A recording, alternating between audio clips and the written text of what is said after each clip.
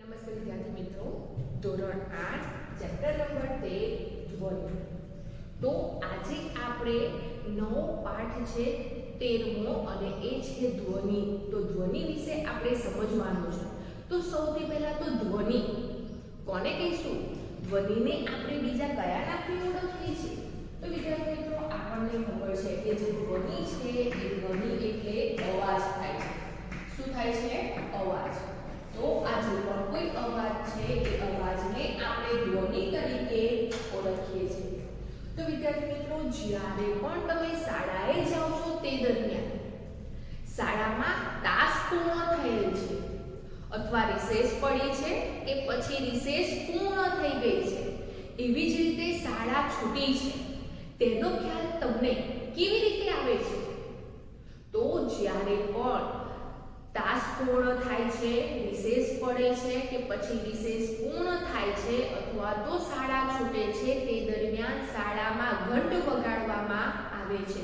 તો શાળામાં ઘંટ વગાડવામાં આવે છે, એના અવાજ પરથી તમને ખ્યાલ આવે છે કે તાસ પૂર્ણ થયેલ છે અથવા તો રિસેસ પડી છે કે પછી રિસેસ પૂર્ણ થઈ ગઈ છે અથવા તો શાળા છૂટી છે.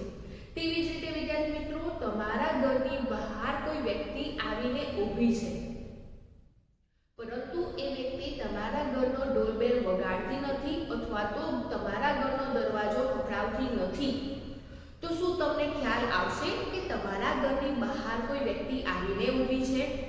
તો ના વિદ્યાર્થી મિત્રો, પરંતુ જ્યારે એ વ્યક્તિ તમારા ઘરનો દરવાજો ખખડાવે છે અથવા તો ડોરબેલ વગાડે છે, તેના પરથી તમને ખ્યાલ આવે છે કે તમારા ઘરની બહાર કોઈ વ્યક્તિ આવેલ છે. એવી જ રીતે તમારી પાસે કોઈ વ્યક્તિ ધીમે ધીમે આવી રહી છે, તો તેનો ખ્યાલ પણ તમને આવે છે. હવે એ વ્યક્તિ ધીમે ધીમે આવે છે છતાં પણ તેનો ખ્યાલ તમને આવે છે, તો એનો ખ્યાલ તમને કેવી રીતે આવે છે? તો એ જે વ્યક્તિ છે એ વ્યક્તિનો જે પગનો અવાજ છે એ પગના અવાજ પરથી તમને ખ્યાલ આવે છે કે તમારી પાસે કોઈ વ્યક્તિ આવેલ છે. એવી જ રીતે વિદ્યાર્થી મિત્રો, તમે બધા આ રમત રમ્યા હશો. કઈ રમત? તો સૌથી પહેલા આ રમતમાં કોઈ એક ખેલાડી છે, એ ખેલાડીના આંખ પર પટ્ટી બાંધવામાં આવે છે અને આંખ પર પટ્ટી બાંધ્યા પછી બાકીના જે ખેલાડીઓ છે એ બાકીના ખેલાડીઓને પકડવામાં આવે છે. તો જે વ્યક્તિ ની આંખ પર પટ્ટી બાંધેલ છે તે વ્યક્તિને તેની પાસે આસપાસ કયો ખેલાડી રહેલો છે તેનો ખ્યાલ તેને કેવી રીતે આવે છે અને એ ખેલાડીને પકડી શકે છે? તો જે પણ કોઈ ખેલાડીઓ છે એ ખેલાડીઓના અવાજ પરથી અથવા તો એ ખેલાડીઓના પગના અવાજ પરથી જે ખેલાડી છે જેની આંખ પર પટ્ટી બાંધેલી છે તે વ્યક્તિને ખ્યાલ આવે છે કે મારી સૌથી નજીક ખેલાડી આ જગ્યાએ છે અને તેને સરળ રીતે પકડી શકે છે. તો વિદ્યાર્થી મિત્રો, આ જે પણ કોઈ વસ્તુઓ છે એમાં આપણને ખ્યાલ આવે છે કે જે પણ કોઈ શાળા છે, શાળામાં તાસ પૂર્ણ થાય છે કે રિસેસ પડે છે, રિસેસ પૂર્ણ થાય છે, શાળા છૂટે છે, ઉપરાંત આપણા ઘરની બહાર કોઈ વ્યક્તિ આવેલ છે, ઉપરાંત જ્યારે આપણે રમત રમીએ છીએ આંખ પર પટ્ટી બાંધવા વાળી, એ રમતમાં સૌથી નજીક ખેલાડી કયો રહેલો છે અને તેને કેવી રીતે પકડી શકાય છે, તો એ બધો જ ખ્યાલ આપણને કેવી રીતે આવે છે? તો આ બધો જ ખ્યાલ આપણને ધ્વનિ એટલે કે અવાજ દ્વારા ખબર પડે છે. તો વિદ્યાર્થી મિત્રો, આ જે પણ કોઈ અવાજ છે, ધ્વનિ છે, એ ધ્વનિ આપણા જીવનમાં મહત્વનો ભાગ ભજવે છે. આપણું જે જીવન છે એ જીવનમાં સૌથી અગત્યનો ભાગ કોણ ભજવે છે? તો આ જે અવાજ છે, જે ધ્વનિ છે, એ ધ્વનિ મહત્વનો ભાગ ભજવે છે. કેવી રીતે? તો આપણે એકબીજા સાથે વાતચીત કરી શકીએ છીએ, ઉપરાંત આપણે શું બોલી રહ્યા છે અથવા તો કોઈ વ્યક્તિ શું કહી રહી છે તેનો ખ્યાલ આપણને શાના દ્વારા આવે છે?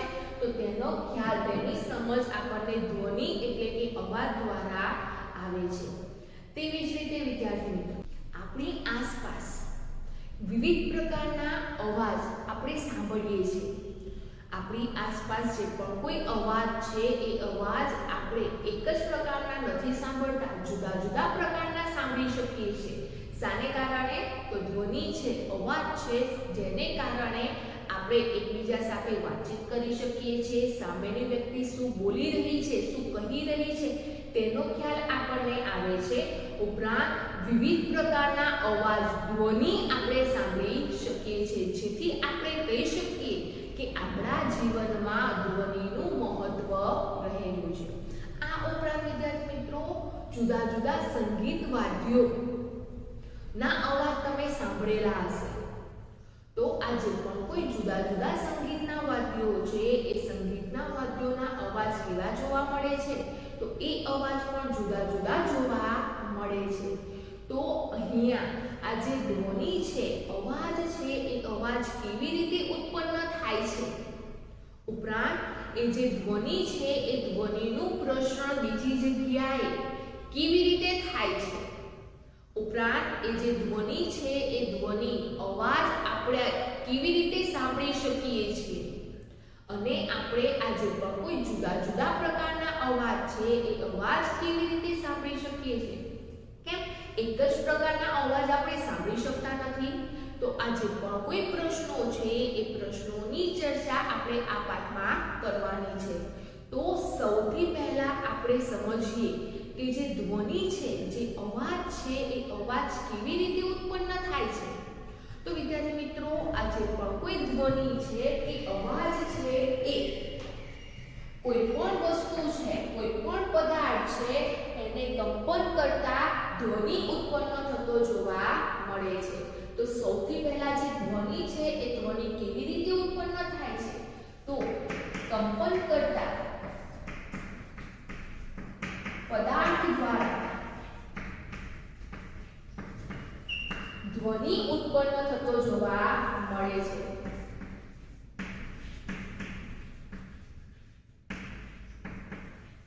તો અહીંયા કંપન છે એ કંપન કોને કહેવામાં આવે છે? તો અહીંયા જે કંપન છે એ કંપનને આપણે સરળ ભાષામાં સમજીએ તો આપણે ધ્રુજારી શબ્દને સમજીએ છીએ.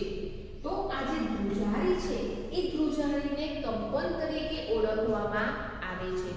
તો જે પણ કોઈ પદાર્થ છે એ પદાર્થમાં જ્યારે ધ્રુજારી ઉત્પન્ન થાય છે તે દરમિયાન ધ્વનિ ઉત્પન્ન થતો જોવા મળે છે. જેમ કે વિદ્યાર્થી મિત્રો જ્યારે શાળાનો જે ઘંટ છે એ શાળામાં રહેલો એ ઘંટ જ્યારે સ્થિર અવસ્થામાં હોય છે, એવી અવસ્થામાં ક્યારે તમે એ ઘંટને સ્પર્શ કર્યો છે? તેનો અનુભવ કરેલો છે? કે એ વખતે શાળાનો જે ઘંટ છે એનો અનુભવ કેવો થયો છે, કેવો રહેલો છે? તો વિદ્યાર્થી મિત્રો જ્યારે પણ શાળાનો જે ઘંટ છે એ સ્થિર અવસ્થામાં હોય છે ત્યારે જો આપણે એને સ્પર્શ કરીએ છીએ ત્યારે કોઈ પ્રકારનો અનુભવ થતો નથી. પરંતુ જો એ શાળાનો જે ઘંટ છે એને વગાડવામાં આવે છે ત્યાર પછી આપણે શાળાના ઘંટને સ્પર્શ કરીએ છીએ ત્યારે શું અનુભવ થાય છે? તો તે દરમિયાન એ જે શાળાનો ઘંટ છે એમાં ધ્રુજારી ઉત્પન્ન થતી હોય તેવો અનુભવ થતો જોવા મળે છે. તો એ જે પણ ધ્રુજારી થાય છે, એ શાળાનો ઘંટ ધ્રુજે છે એને શું કહેવામાં આવે છે? તો એને કંપન તરીકે ઓળખવામાં આવે છે. તો વિદ્યાર્થી મિત્રો જો તમે આવો અનુભવ ન કર્યો હોય તો તમે એ અનુભવ કરી શકો છો કે સૌથી પહેલા શાળાનો ઘંટ સ્થિર અવસ્થામાં હોય ત્યારે એને સ્પર્શ કરો, ત્યારબાદ જ્યારે શાળાનો ઘંટ વગાડવામાં આવે છે ત્યાર પછી એનો સ્પર્શ કરો. બંનેમાં શું તફાવત રહેલો છે તેનો તમને ખ્યાલ આવશે. આ ઉપરાંત વિદ્યાર્થી મિત્રો જો તમે આવો અનુભવ ન કર્યો હોય તો અત્યારે તમે ઘરે પણ એક પ્રવૃત્તિ કરી શકો છો જેના દ્વારા તમને ખ્યાલ આવશે કે કોઈ પણ પદાર્થ છે એ પદાર્થને જ્યારે અથડાવવામાં આવે છે અથવા તો કોઈ પદાર્થને મારવામાં આવે છે, ફટકારવામાં આવે છે ત્યારે એ જે પદાર્થ છે એ પદાર્થમાં ધ્રુજારી ઉત્પન્ન થાય છે, એટલે કે કંપન ઉત્પન્ન થાય છે. જેથી કરીને અવાજ ઉત્પન્ન થતો જોવા મળે છે, ધ્વનિ ઉત્પન્ન થતી જોવા મળે છે. તો વિદ્યાર્થી મિત્રો, જો આ જે પ્રવૃત્તિ છે એ પ્રવૃત્તિ આપણી 13.1 છે અને આ પ્રવૃત્તિ તમે ઘરે કરી શકો છો. આ જે પ્રવૃત્તિ છે આ પ્રવૃત્તિમાં રસોડામાંથી કોઈ એક વાસણ લેવામાં આવે છે. ઉદાહરણ તરીકે તમે બધા અત્યારે થાળી લો. હવે એ જે પણ કોઈ થાળી લીધેલ છે એ થાળીને સૌથી પહેલા જમીન ઉપર રાખો. હવે જમીન ઉપર રાખેલી જે થાળી છે એ થાળીને તમે સ્પર્શ કરો અને તેનો અનુભવ કરો. શું જોવા મળશે? તો જે થાળી છે એ થાળી સ્થિર અવસ્થામાં છે. તે દરમિયાન તમને કોઈ પ્રકારનો અનુભવ થતો નથી, કોઈ પ્રકારનો અહેસાસ થતો નથી. હવે વિદ્યાર્થી મિત્રો, એક લાકડી લો અથવા તો લાકડી ન હોય તો રસોડામાંથી વેલણ લો. હવે એ વેલણ કે લાકડી મારફતે એ જે થાળી તમે જમીન ઉપર રાખેલી છે એ જમીન ઉપર પ્રહાર કરો. એટલે કે જે લાકડી વડે એ જે થાળી છે એ થાળી પર મારો, લાકડી પછાડો કે વેલણ પછાડો. તો પ્રહાર કર્યા પછી તરત જ તમે એ જે થાળી છે એ થાળીને સ્પર્શ કરો. તો જ્યારે તમે સ્પર્શ કરો છો ત્યારે તમને કેવો અનુભવ થાય છે? તો જે થાળી છે એ થાળી કંપિત થતી હોય, કંપન કરતી હોય તેવો તમને અહેસાસ થાય છે, તેવો તમને અનુભવ થાય છે. તો જ્યારે પણ તમે લાકડી વડે થાળીને પ્રહાર કરો છો તે દરમિયાન થાળી છે એ થાળીમાં કંપન ઉત્પન્ન થાય છે અને કંપન ઉત્પન્ન થવાને કારણે તમને અવાજ સંભળાય છે, ધ્વનિ સંભળાય છે. આ ઉપરાંત વિદ્યાર્થી મિત્રો, ફરીથી તમે એ જે થાળી છે એ થાળીને લાકડી વડે પ્રહાર કરો. હવે જ્યારે પણ તમે લાકડી વડે થાળીને પ્રહાર કરો છો તરત જ તમે એ થાળી છે એ થાળીને હાથમાં ચુસ્ત રીતે પકડી લો. હવે જ્યારે તમે હાથમાં ચુસ્ત રીતે થાળીને પકડી લો છો તે દરમિયાન એ જે પણ કોઈ કંપનો છે એ કંપનો શું થાય છે? તો એ જે કંપનો છે એ કંપનો બંધ થઈ જાય છે. તો જ્યારે પણ તમે પ્રહાર કર્યા પછી ચુસ્ત રીતે એ થાળીને હાથમાં પકડી લો છો ત્યારે તમને અવાજ સંભળાય છે, ધ્વનિ સંભળાય છે. તો ના વિદ્યાર્થી મિત્રો, તે દરમિયાન એ જે અવાજ છે, ધ્વનિ છે એ ધ્વનિ તમને સંભળાતો નથી. કેમ સંભળાતો નથી?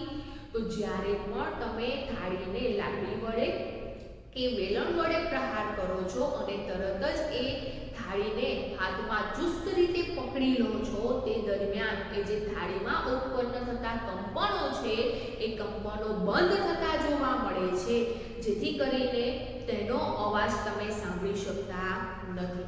તો વિદ્યાર્થી મિત્રો, આ જે પણ કોઈ પ્રવૃત્તિ છે એ પ્રવૃત્તિ પરથી આપણે કહી શકીએ છીએ કે જે પણ કોઈ પદાર્થ છે એ પદાર્થ જ્યારે કંપન કરે છે તે દરમિયાન ધ્વનિ ઉત્પન્ન થતો જોવા મળે છે અને જ્યારે પદાર્થ કંપન કરતો બંધ થઈ જાય છે ત્યારે ધ્વનિનું ઉત્પાદન થઈ શકતું નથી, એટલે કે ધ્વનિ ઉત્પન્ન થઈ શકતો નથી. તો અહીંયા તમે થાળીને સ્પર્શ કરો છો તે દરમિયાન થાળીની જે ધ્રુજારી છે, કંપન છે, એનો તમે અનુભવ કર્યો છે. તો એ જે કંપન છે એ કંપનની જે ધ્રુજારી છે એ ધ્રુજારી કેવી રીતે ઉત્પન્ન થાય છે? તો વિદ્યાર્થી મિત્રો, જ્યારે પણ તમે લાકડી કે વેલણ વડે થાળીને પ્રહાર કરો છો તે દરમિયાન એ જે પ્રહાર આપ્યા પછી થાળીમાં પુનરાવર્તિત ગતિ આગળ કે પાછળ અથવા તો ઉપર નીચે થતી જોવા મળે છે, જેને આપણે ધ્રુજારી કહીએ છીએ, એટલે કે તેને આપણે કંપન કહીએ છીએ. તો કંપન કોને કહેવામાં આવે છે? તો તમે ધોરણ 7 માં સમજીને આવ્યા છો કે પદાર્થની એક સ્થાનથી બીજા સ્થાન પર થતી ગતિ અથવા તો આગળ પાછળ થતી જે ગતિ છે એને શું કહેવામાં આવે છે? એને કંપન તરીકે ઓળખવામાં આવે છે. તો કંપન કોને કહીશું?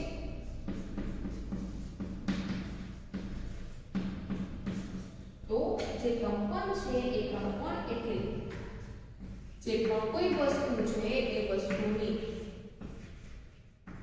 આગળ કે પાછળ કે ઉપર નીચે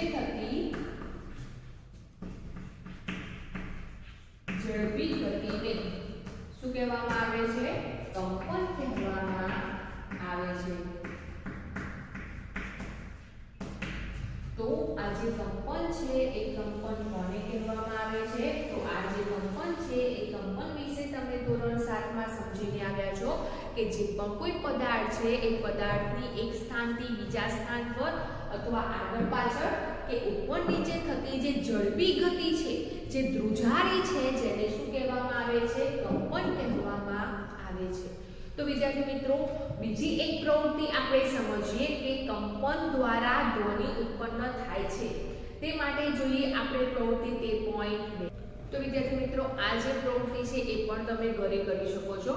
આકૃતિમાં દર્શાવ્યા પ્રમાણે પેન્સિલનો બોક્સ લેવામાં આવે છે અને એ પેન્સિલના બોક્સનો જે લાંબો ભાગ છે એ લાંબા ભાગ ઉપર રબર બેન્ડ લગાવવામાં આવે છે. હવે એ જે રબર બેન્ડ છે એ રબર બેન્ડ અને પેન્સિલના બોક્સની વચ્ચે બે પેન્સિલને રાખવામાં આવે છે. હવે શું કરવામાં આવે છે?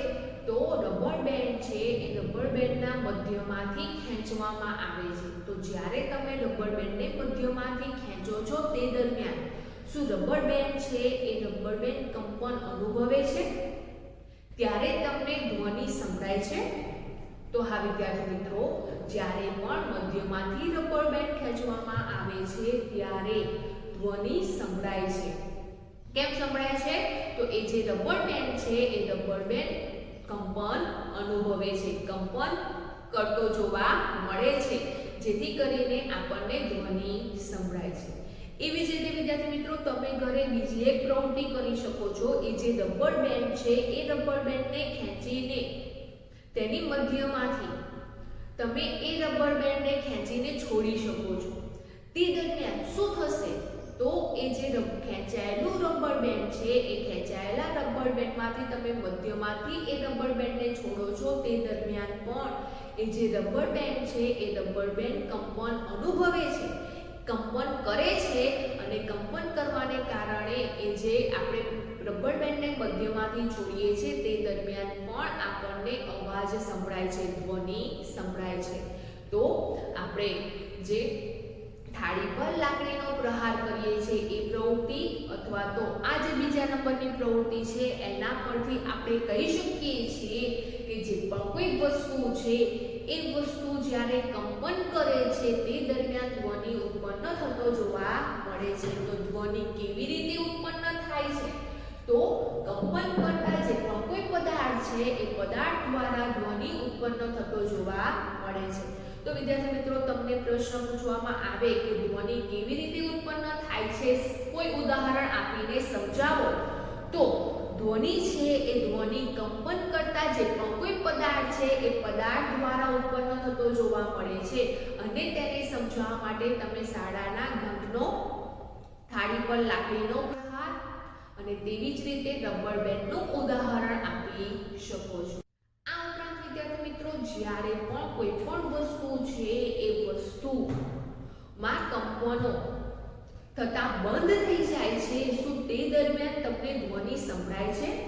તો ના વિદ્યાર્થી મિત્રો, જ્યારે પણ કોઈ પણ વસ્તુઓ કંપન કરતી બંધ થઈ જાય છે તે દરમિયાન કોઈ પ્રકારનો ધ્વનિ સંભળાતો નથી, એટલે કે તે દરમિયાન ધ્વનિ ઉત્પન્ન થઈ શકતો નથી. તો ધ્વનિ ક્યારે ઉત્પન્ન થાય છે? તો ધ્વનિ જ્યારે પદાર્થ કંપન કરતો હોય તે દરમિયાન ઉત્પન્ન થતો જોવા મળે છે. અને કંપન કોને કહેવામાં આવે છે? તો જે પણ કોઈ પદાર્થ છે કે જે પણ કોઈ વસ્તુ છે એ વસ્તુની આગળ પાછળ કે ઉપર નીચે અથવા તો એક સ્થાનથી બીજા સ્થાન પર થતી ઝડપી જે ગતિ છે એને શું કહેવામાં આવે છે? કંપન તરીકે ઓળખવામાં આવે છે. તેવી જ રીતે વિદ્યાર્થી મિત્રો, તમે બીજી એક પ્રવૃત્તિ ઘરે કરી શકો છો. હવે આ જે પ્રવૃત્તિ છે એ પ્રવૃત્તિ પરથી આપણને કંપન અને દોલન બંને વચ્ચે શું તફાવત રહેલો છે તે આપણને ખ્યાલ આપે છે. તો આ પ્રવૃત્તિમાં સૌથી પહેલા એક થાળી લેવામાં આવે છે, એક ડીશ લેવામાં આવે છે અને તેમાં પાણી ભરવામાં આવે છે. એટલે કે પાણી ભરેલ એક થાળી અથવા તો ડીશ લેવામાં આવે છે અને તેને જમીન ઉપર રાખવામાં આવે છે.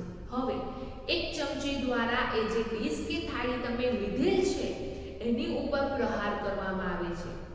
તો જ્યારે તમે ચમચી વડે ડીશ પર પ્રહાર કરો છો તે દરમિયાન શું તમને ધ્વનિ સંભળાય છે? તો તો હા વિદ્યાર્થી મિત્રો, તે દરમિયાન તમને ધ્વનિ સંભળાશે. તેવી જ રીતે જ્યારે તમે ચમચી વડે પ્રહાર કરો છો તે દરમિયાન તમે એ ડીશ કે જે થાળી છે એને સ્પર્શ કરો તો શું જોવા મળશે? તો જ્યારે તમે સ્પર્શ કરો છો ત્યારે તમને એ ડીશ કે થાળી છે એ ધ્રુજતી હોય તેવું લાગે છે. એટલે કે એક જે થાળી છે એ કંપન કરે છે, જેથી કરી તમે અવાજ સાંભળી શકો છો. તે દરમિયાન વિદ્યાર્થી મિત્રો, જ્યારે પણ તમે ચમચી વડે ડીશને પ્રહાર કરો છો તે દરમિયાન તેની અંદર રાખેલું જે પાણી છે એ પાણીનું તમે અવલોકન કરો તો શું જોવા મળશે? તો તે વખતે જે પાણી છે એ પાણીમાં તરંગો જોવા મળે છે. તો તે દરમિયાન જે પણ કોઈ પાણીના તરંગો છે એ તરંગો શાને કારણે જોવા મળે છે? તો વિદ્યાર્થી મિત્રો, જ્યારે તમે ચમચી છે એ ચમચી વડે ડીશને પ્રહાર કરો છો તે દરમિયાન જે ડીશ છે કે થાળી છે એ કંપન અનુભવે છે અને કંપન અનુભવવાને કારણે તેમાં રહેલ જે પાણી છે એ પાણીમાં તરંગો ઉત્પન્ન થતા જોવા મળે છે. હવે વિદ્યાર્થી મિત્રો, એ જે તમે ચમચી વડે ડીશ કે થાળીને પ્રહાર કરો છો, ફરીથી તમે પ્રહાર કરો તે દરમિયાન ડીશ થાળી કંપન અનુભવે છે અને તે દરમિયાન પાણીમાં પણ તરંગો ઉત્પન્ન થતા જોવા મળે છે. પરંતુ હવે એ ડીશ કે થાળીને તમે સ્પર્શ કરો, પકડી લો તો ચુસ્ત રીતે તમે એ જે પણ કોઈ થાળી છે કે ડીશ છે એને પકડશો અને ત્યાર પછી તમે એ જે પાણીના તરંગો છે એનો અનુભવ કરો, એનું અવલોકન કરો. શું જોવા મળશે? તો જ્યારે તમે ચમચી વડે ડીશ કે થાળીને પ્રહાર કરો છો અને ત્યાર પછી તરત જ તમે એને પકડો છો ત્યારે જે ડીશની ધ્રુજારી છે, જે કંપન છે એ કંપન ઓછું થતું જોવા મળે છે, જેથી કરીને અંદર રહેલા જે પાણીના તરંગો છે એ પાણીના તરંગો પણ શું થાય છે? ધીમે ધીમે બંધ થતા જોવા મળે છે. તો વિદ્યાર્થી મિત્રો, અહીંયા આ જે પ્રવૃત્તિ છે એ પ્રવૃત્તિ દ્વારા આપણને કંપન અને દોલન બંને વચ્ચે શું તફાવત રહેલો છે તેનો ખ્યાલ આવે છે. તો આ જે પણ કોઈ કંપન છે એ કંપન વિશે આપણે સમજી ગયા કે આગળ પાછળ કે ઉપર નીચે કોઈ પણ વસ્તુમાં ઝડપી ગતિ થાય છે એને કંપન તરીકે ઓળખીએ છીએ. પરંતુ વિદ્યાર્થી મિત્રો, દોલનો કોને કહીશું? તો આ જે દોલન છે એ દોલન આપણે આ પ્રવૃત્તિ દ્વારા સમજ્યા કે ખૂબ ધીમેથી સમતોલન સ્થાન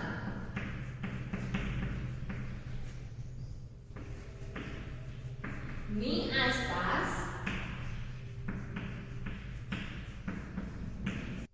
થતી પદાર્થની ગતિને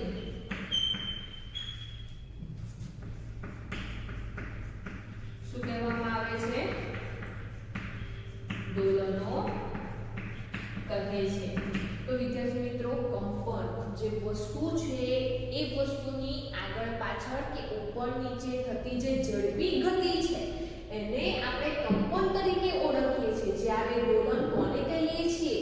તો જે પણ કોઈ પદાર્થ છે એ પદાર્થના સમતોલન સ્થાનની આસપાસ થતી જે ધીમી ગતિ છે એને શું કહેવામાં આવે છે? એને દોલન કહેવામાં આવે છે.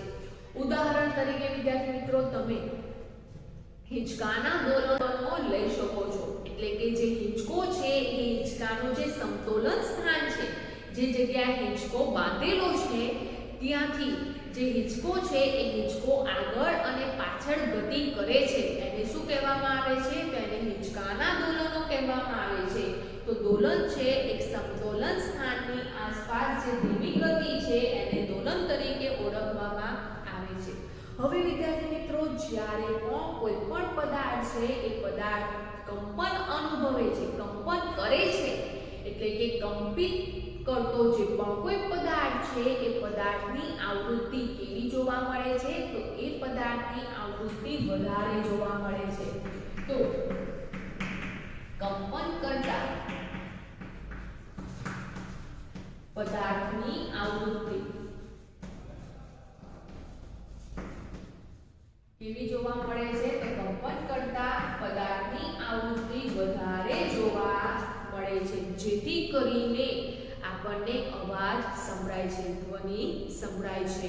અને જ્યારે કોઈ પણ પદાર્થ દોલનો કરે છે એ દોલનોની આવૃત્તિ કેવી જોવા મળે છે? તો દોલનોની આવૃત્તિ ઓછી જોવા મળે છે. તો દોલનો કરતી જે પણ કોઈ વસ્તુ છે એ વસ્તુની આવૃત્તિ કેવી જોવા મળે છે? એ વસ્તુની આવૃત્તિ ઓછી જોવા મળે છે.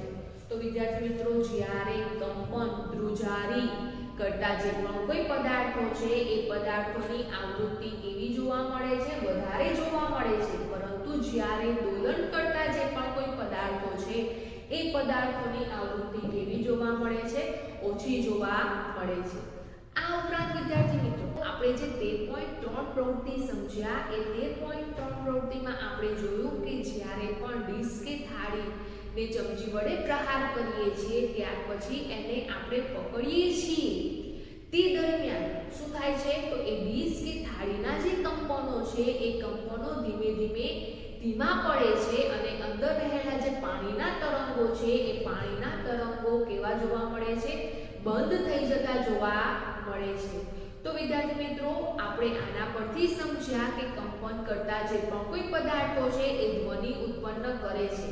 પરંતુ આ જે પણ કોઈ કંપનો છે એ કંપનો કેટલાક કિસ્સાઓમાં જોવા મળે છે, દૃશ્યમાન હોય છે, પરંતુ કેટલાક કિસ્સાઓમાં આ જે કંપનો છે એ કંપનો દૃશ્યમાન હોતા નથી. એટલે કે કેટલાક કિસ્સાઓમાં આપણે કંપનો જોઈ શકતા નથી. તો શાને કારણે આપણે કેટલાક કિસ્સાઓમાં કંપનો જોઈ શકતા નથી? તો વિદ્યાર્થી મિત્રો, તો જે પદાર્થમાં જે કંપ વિસ્તાર છે એ કંપ વિસ્તાર ઓછો હોવાને કારણે આપણે જે તે પદાર્થના કંપનો જોઈ શકતા નથી. તો કંપ વિસ્તાર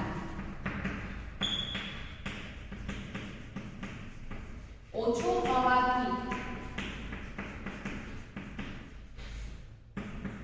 જે કંપનો છે એ કંપનો દ્રશ્યમાન થતા નથી. તો વિદ્યાર્થી મિત્રો, અહીંયા જે કંપ વિસ્તાર છે એ કંપ વિસ્તાર કોને કહેવામાં આવે છે? તો કંપ વિસ્તાર છે એ કંપ વિસ્તાર એટલે કંપન કરતી વસ્તુના સમતોલન સ્થાનથી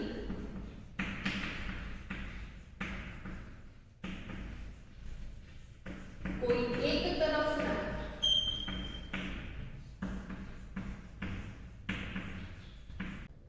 વસ્તુના મહત્તમ સ્થાનાંતરને કંપ વિસ્તાર કહે છે. તો વિદ્યાર્થી મિત્રો, અહીંયા આ જે કંપ વિસ્તાર છે એ કંપ વિસ્તાર કોને કહેવામાં આવે છે? તો ઉદાહરણ તરીકે સમજીએ તો અહીંયા આ કોઈ પણ પદાર્થ છે એ કંપન કરતા પદાર્થનું સમતોલન સ્થાન છે. હવે કંપન કોને કહેવામાં આવે છે? તો જે પણ કોઈ કંપન છે એ કંપન આગળ પાછળ કે ઉપર નીચે જે ઝડપી ગતિ છે એ ઝડપી ગતિને આપણે શું કહીએ છીએ? કંપન કહીએ છીએ. હવે વિદ્યાર્થી મિત્રો, અહીંયા આ જે પણ કોઈ સમતોલન સ્થાન છે એ સમતોલન સ્થાનમાં કોઈ એક તરફ છે એક તરફનું જે મહત્તમ સ્થાનાંતર એ જે કંપન કરે છે એ જે મહત્તમ સ્થાનાંતર છે એ કોઈ એક તરફનું આપણે સ્થાનાંતર વિશે સમજીએ કે એ કેટલો ઉપરની તરફ જાય છે અથવા તો કેટલો નીચેની તરફ જાય છે અથવા કેટલો આગળ જાય છે કે કેટલો પાછળ જાય છે. એ જે મહત્તમ સ્થાનાંતર છે એ મહત્તમ સ્થાનાંતરને શું કહેવામાં આવે છે? તો એ જે મહત્તમ સ્થાનાંતર છે એને કંપ વિસ્તાર તરીકે ઓળખવામાં આવે છે. તો કંપ વિસ્તાર કોને કહેવામાં આવે છે? તો આ જે પણ કોઈ કંપન કરતા પદાર્થો છે એ કંપન કરતા પદાર્થોનું જે સમતોલન સ્થાન છે એ સમતોલન સ્થાનથી કોઈ એક તરફનું મહત્તમ સ્થાનાંતર ને કંપ વિસ્તાર તરીકે ઓળખવામાં આવે છે. તો વિદ્યાર્થી મિત્રો, આ જે પણ કોઈ કંપ વિસ્તાર છે એ કંપ વિસ્તાર ઓછો હોવાને કારણે આપણે કેટલાક કિસ્સાઓમાં કંપનો જોઈ શકતા નથી. તો વિદ્યાર્થી મિત્રો, કેટલી વખત આપણે કંપનો જોઈ શકતા નથી? શા માટે જોઈ શકતા નથી? તો કંપ વિસ્તાર અતિ ઓછો હોવાથી અથવા તો અતિ નાનો હોવાથી. જે કંપનો છે એ કંપનો આપણે જોઈ શકતા નથી, પરંતુ આપણે તેને અનુભવ કરી શકીએ છીએ. તો વિદ્યાર્થી મિત્રો, કેટલાક કિસ્સામાં આપણે કંપનો જોઈ શકતા નથી પરંતુ તેનો અનુભવ કરી શકીએ છીએ. તો એવું શા માટે થાય છે? તો એવા કિસ્સાઓમાં જે કંપનોના જે કંપ વિસ્તાર છે, એ જે પદાર્થ છે, એ પદાર્થનો જે કંપ વિસ્તાર છે એ કેવો જોવા મળે છે? તો કંપન કરતા જે પણ કોઈ પદાર્થ છે એ પદાર્થનો કંપ વિસ્તાર સૌથી ઓછો જોવા મળે છે, અત્યંત નાનો જોવા મળે છે. જેને કારણે આપણે એવા કિસ્સાઓમાં જે તે કંપનો છે એ કંપનોને જોઈ શકતા નથી, પરંતુ આપણે તેને અનુભવ કરી શકીએ છીએ. આપણે તેનો અહેસાસ કરી શકીએ છીએ કે આ જે પદાર્થ છે એ પદાર્થમાં કંપનો થાય છે, ધ્વનિ ઉત્પન્ન થાય છે, એવો અહેસાસ આપણને થાય છે, એવો અનુભવ આપણને થાય છે, પરંતુ એ કંપનોને આપણે જોઈ શકતા નથી. તેવી જ રીતે વિદ્યાર્થી મિત્રો, સંગીતના જે પણ કોઈ સાધનો છે, જે પણ કોઈ વાદ્યો છે, એમાં કંપન કરતા ભાગોના નામ તમને ખબર છે કે કયા કયા સંગીતના વાદ્યો છે જેમાં કયા કયા ભાગો કંપન અનુભવે છે અને તેના અવાજ આપણને સંભળાય છે? તો સૌથી પહેલા તો વિદ્યાર્થી મિત્રો, સંગીત કોને કહેવામાં આવે છે? તો એવો જે અવાજ છે એ આપણા કર્ણને ગમે છે, એટલે કે આપણા કાનને ગમે છે એવો જે અવાજ છે એને શું કહેવામાં આવે છે? તો એને સંગીત તરીકે ઓળખવામાં આવે છે. તો સંગીત આપણે કોને કહીશું?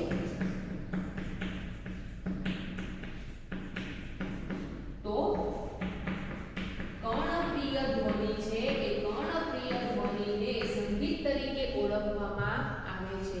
અને એ કર્ણપ્રિય ધ્વનિ ઉત્પન્ન કરતા જે પણ કોઈ સાધનો છે એને શું કહેવામાં આવે છે? એને સંગીતના સાધનો અથવા સંગીતના વાદ્યો તરીકે ઓળખવામાં આવે છે.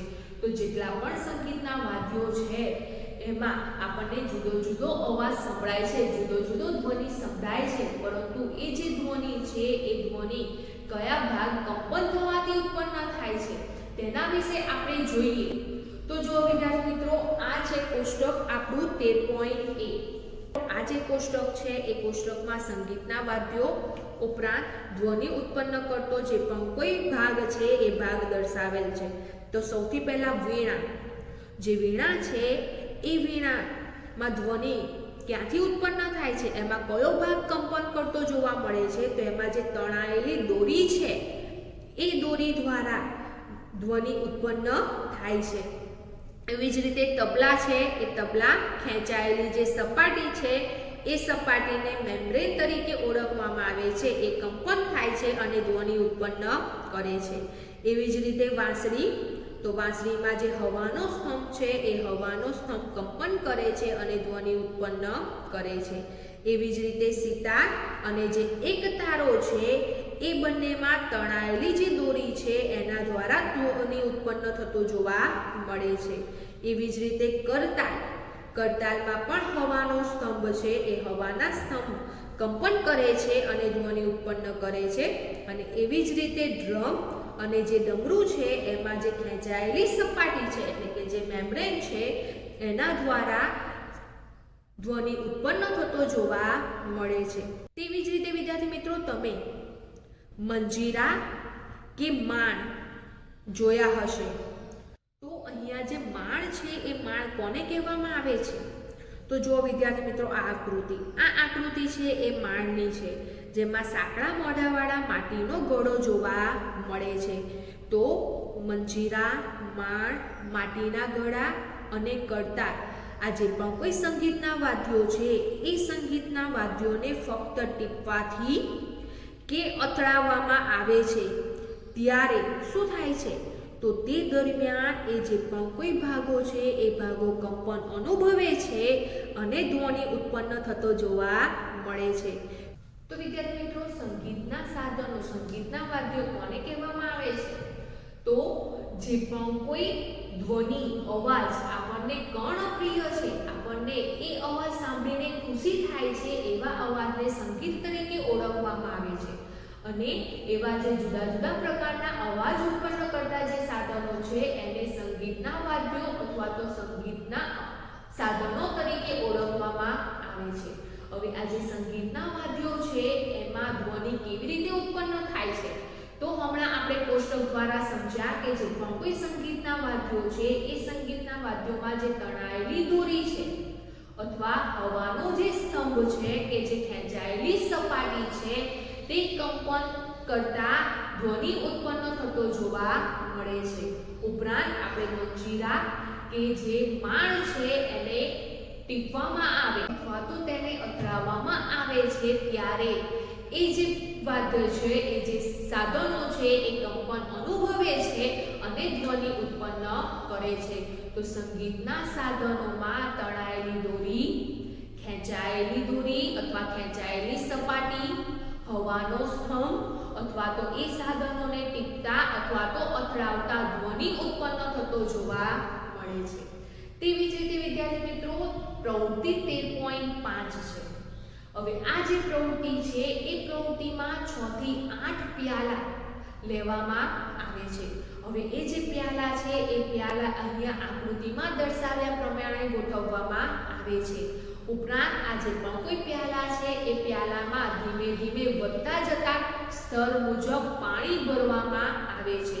તો વિદ્યાર્થી મિત્રો, અહીંયા આકૃતિમાં દર્શાવ્યા પ્રમાણે જે પાણી ભરેલું છે એ રીતે તમે જે 6 થી 8 પ્યાલા લીધેલા છે એ પ્યાલામાં પાણી લેવામાં આવે છે. એટલે કે સૌથી પહેલામાં ઓછું પાણી, ત્યાર પછી તેની બાજુમાં રહેલા પ્યાલામાં તેનાથી થોડુંક વધારે પાણી, ત્યાર પછી તેની બાજુમાં રહેલા પ્યાલામાં તેનાથી વધુ પાણી, એમ ધીમે ધીમે પાણીનું સ્તર વધારવામાં આવે છે અને 8 કે 6 પ્યાલામાં પાણી ભરવામાં આવે છે.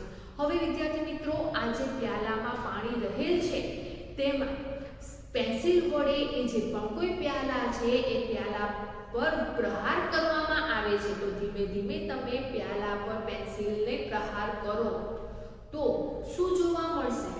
તો વિદ્યાર્થી મિત્રો, ત્યારે પણ તમને ધ્વનિ ઉત્પન્ન થતો જોવા મળે છે. અને ધ્વનિ કેવો હોય છે? તો તમને કર્ણપ્રિય હોય, આપણને જે કર્ણને ગમે, કાનને ગમે, ખુશી આપે એવો ધ્વનિ ઉત્પન્ન થતો જોવા મળે છે. તો આ જે ધ્વનિ છે એ શાને કારણે ઉત્પન્ન થાય છે? તો વિદ્યાર્થી મિત્રો, એ પાણીમાં રહેલા જે તરંગો છે એ તરંગો ઉત્પન્ન થવાને કારણે આપણે જ્યારે 6 કે 8 પ્યાલાને સાથે પ્રહાર કરીએ છીએ ત્યારે આપણને જુદા જુદા અવાજ કાનને ગમે તેવા ઉત્પન્ન થતા જોવા મળે છે. તો એ પાલામાં ઉત્પન્ન થતા જે પાણીના તરંગો છે એને જલ તરંગો તરીકે ઓળખવામાં આવે છે.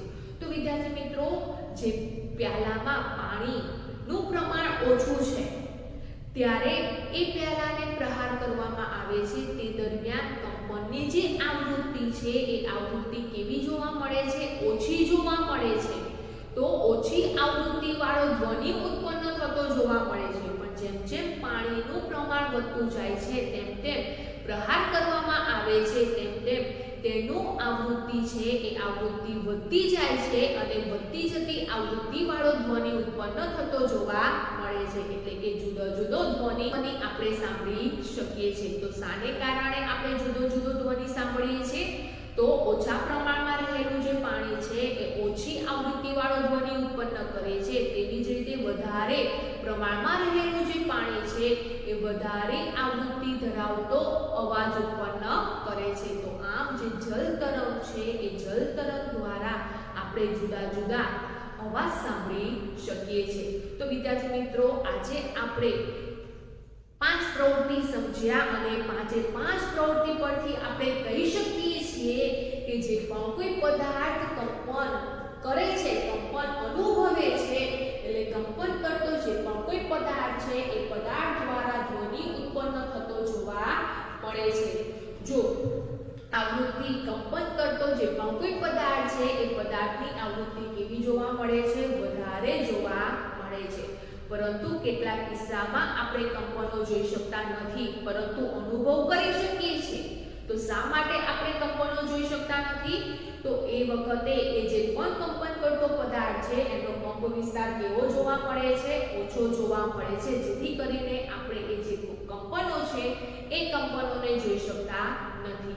તો સૌથી પહેલા આપણે સમજ્યા કંપન દ્વારા ધ્વનિ ઉત્પન્ન થાય છે, એટલે કે ધ્વનિ કેવી રીતે ઉત્પન્ન થાય છે? તો ધ્વનિ કંપન કરતા જે પણ કોઈ પદાર્થો છે એ પદાર્થો દ્વારા ઉત્પન્ન થતો જોવા મળે છે.